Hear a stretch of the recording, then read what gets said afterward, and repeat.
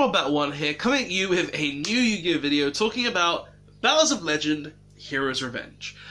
So in today's video, I wanted to talk about the top 5 best cards that you guys should be picking up in Hero's Revenge. Now, I'm going to make this clear now.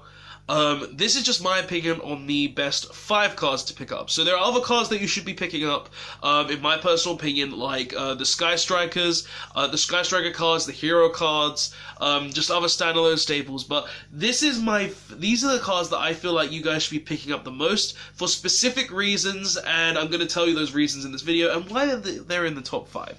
So without further ado, let's talk about it, because I want to tell you what I think are the best 5 cards to pick up in this set.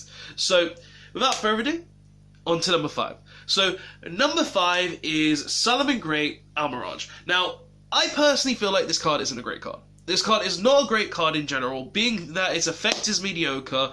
It's just a monster with a link monster with 0 attack. But why should you be picking this up? First of all, this card is a link 1. Being Link 1, has a phenomenal chance for advantage.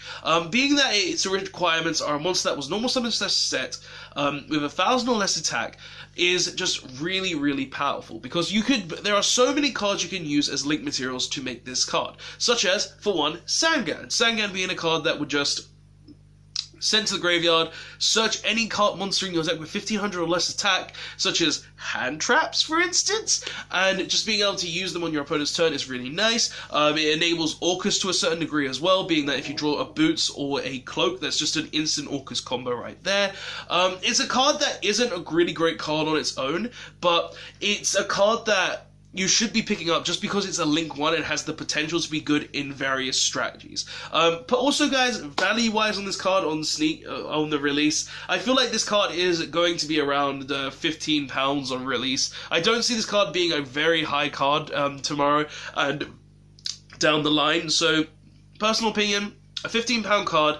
It's not something that I highly think of. It's something that I feel like is one of the weaker cards in the set, but just because the utility it has in various decks and along with various cards, it is a card that you should be picking up just because it's something that has good usefulness. And also, it's not good in Solomon Great, so don't play it in Solomon Great. Cool. Sick. But yeah, number 5, Almirage. It's a really good card if you use it in different strategies. On its own, it's kind of bad, but it's a card that you should have just on the back burner, and also something that will be worth something, so you should pick it up if you can pick it up cheap as well. As I said, I think it's going to be £15. Okay, on to number 4. Number 4 best card I think you should be picking up in this set is Dino Wrestler Pancrotrops. Now, why should you be picking up Pancrotrops? Well, let's look at Pancrotrops. Pancrotrops is one of the best side deck cards in the game right now. It's a card that just special summons itself from your hand if your opponent controls more monsters, kind of like Cyber Dragon, but has the effect to pop cards on the board. So, this is a card that was previously printed in common, being printed as a secret. That is insane. From past examples of the cards like these that have been just printed in lower rarity, getting a higher rarity print, and then just becoming skyrocketed price, we've got Gamecill for one. Gamecill was a rare that was worth pretty much like few quid on release. Then, later down the line, it got reprint. It didn't have a reprint, it came on money. Then we got a secret reprint, and the card became even more money. See what I mean? Twin Twisters. It was originally a super rare, like 5 to 10 on release, went go down the line, had a common print, went down, came out in secret rare, card is now more money.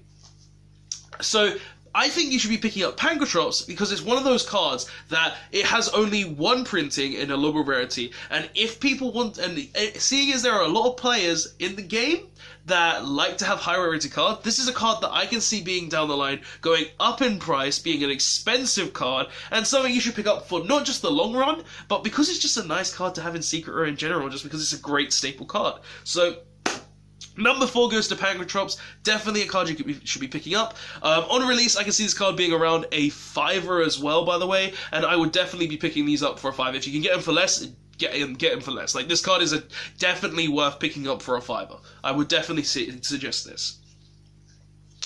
But for number 3, Number 3, we have Artifact Lancia. Same excuse as the Pangotrops. It's a card that has only one print in common.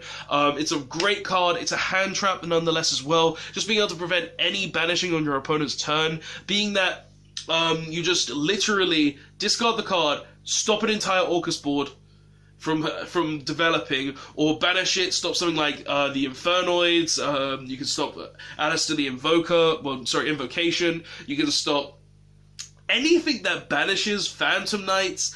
You can really stop anything that works with this card. So it's another card that is a hand trap that's just really, really good to have as a secret rare. And it's a card that I don't see it being as much as Pangotrops, because obviously Pangotrops has more versatility. But personally, just because of where we are right now and something like this being here, I would pick these up as cheap as possible right now, seeing as I could see them being around $5 as well, and then just offload them for as much as you can, because this is a card that I can see being really good right now until Orcus dies, and even till after Orcus dies, because we always going to have these sort of banished deck strategies in the game. So definitely a card that you could consider picking up, being that it's a very good hand trap, only has a common print, and everybody likes high rarity.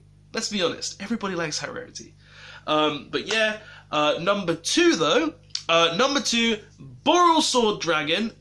Honestly, Boral Sword Dragon is one of the best reprints in this set, being that it's a card that just instantly enables games. Seeing as its original reprint obviously was also secret, the card is not going to be will not be as expensive as the original. I can see this card being like 20-25 pounds on release, and if you can get it cheaper, definitely do. It's a card that every Yu-Gi-Oh player should really have in their arsenal, and it's a card that honestly you should be picking up nonetheless, because just having the ability in your extra deck to go for game at any time is insane. And you can use this card in every deck, literally every deck. You can use this card in Salamangreat, you can use this card in Orcus, you can use this card in Pendulum, you can use this card in anything that really utilizes link monsters or an extra deck. So Boral Sword Dragon being an insanely good card, being that it just enables OTKs, being that it's just an amazing reprint in general, you guys should pick this up. Honestly, if you have any other cards that you want to pick up, pick Boral Sword up first, because Boral Sword is just a card that you can use in any other deck, and doesn't necessarily go into specific areas. So Boral Sword Dragon, number 2. What's number 1 though? So number 1, the card that I think everybody in this game should be picking up the most is PSY-Frame Lambda. Now, PSY-Frame Lambda is an insane card. It's a card that essentially has the ability to allow you to use PSY-Frames from the hand, and use PSY-Frames while you control monsters. And being that it's a card that allows you to use PSY-Frames from the hand while you control monsters is insane. Literally, having the ability to just be able to PSY-Frame while you control a monster is literally the most stupid thing in the game, seeing as PSY-Frames are the best hand traps in the game. Being that you can literally negate anything you want with a PSY-Frame. Gamma negates monsters, Alpha negates... Actually, I don't know what the other ones are. You got the Trap Negator, you got the Spell Negator, you got the Summon Responder to search PSY-Frames, you've got the Battle Negator, you've got all of the negates in PSY-Frames, essentially. And being able to use these effects while you control monsters is even better.